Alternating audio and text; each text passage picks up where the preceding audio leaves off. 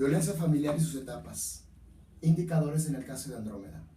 En un principio es importante destacar que resulta difícil de pensar que en una familia en el cual debe imperar el respeto, la consideración, la protección y el amor, en un espacio ideal para los niños y las niñas que se desarrollan y puedan socializar, se presenten acciones que atentan contra los derechos humanos de los mismos miembros. Dichas acciones pueden desencadenarse por diferentes causas: el consumo de drogas, el alcohol, el tabaco, las deudas o el exceso de trabajo, entre otras, las cuales pueden llegar a desvirtuar los principios básicos de una estructura familiar, logrando convertir la convivencia interpersonal en relaciones basadas en la violencia, como lo que sucedió en el caso de Andrómeda Elisa Cordero Flores. En el tema de la violencia familiar se manifiesta de múltiples opciones, pero nunca ocurren con el mismo grado de gravedad. En este marco, la violencia contra la mujer en el hogar es una de las más frecuentes estadísticamente hablando por el mundo, y pueden ser de manera de agresión física, psicológica y sexual.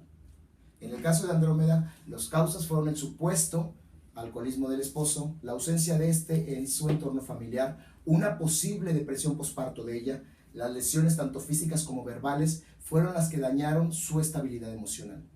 Resulta importante saber, reconocer o identificar el ciclo de la violencia que se manifiesta en la interacción entre el agresor y su víctima, ya que si se detecta a tiempo, se pueden evitar consecuencias lamentables. Es por ello que tenemos que tomar y establecer las tres fases del ciclo de la violencia, que son: etapa de la tensión. Se caracteriza por la acumulación de tensiones y se expresa en insultos verbales. Aquí la víctima minimiza los actos e incluso llega a culparse a sí misma. El agresor cree tener derecho y poder reclamar. Se refuerza la pasividad de la víctima. Si hay una agresión física, la acción se comete, pero la denuncia jamás llega. En el caso mencionado, no existe antecedente legal que nos pueda decir que existía violencia familiar, salvo las declaraciones de la madre de la ahora asesina que dio a los diferentes medios de comunicación, señalando la crisis familiar.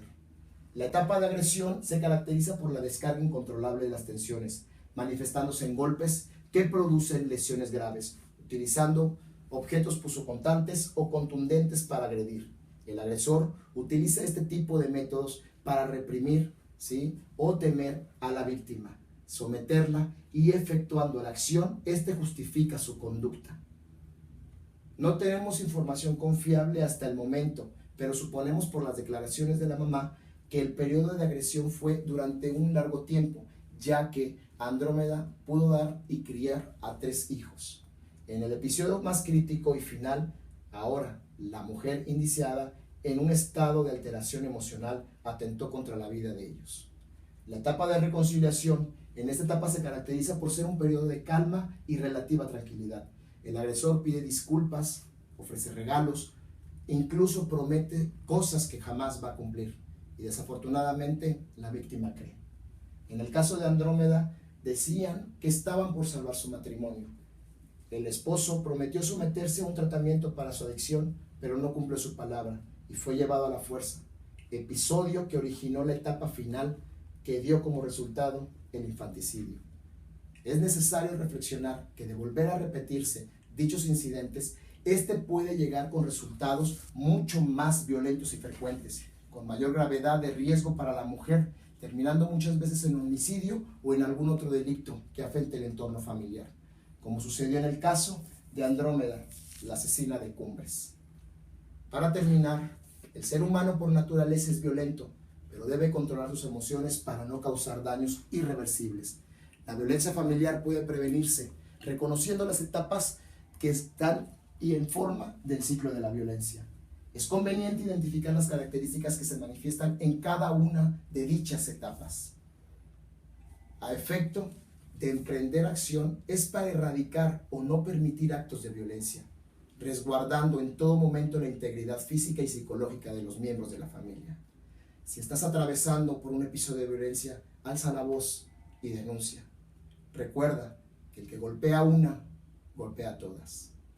Campaña para erradicar la violencia contra la mujer en México y Guatemala. Muchas gracias.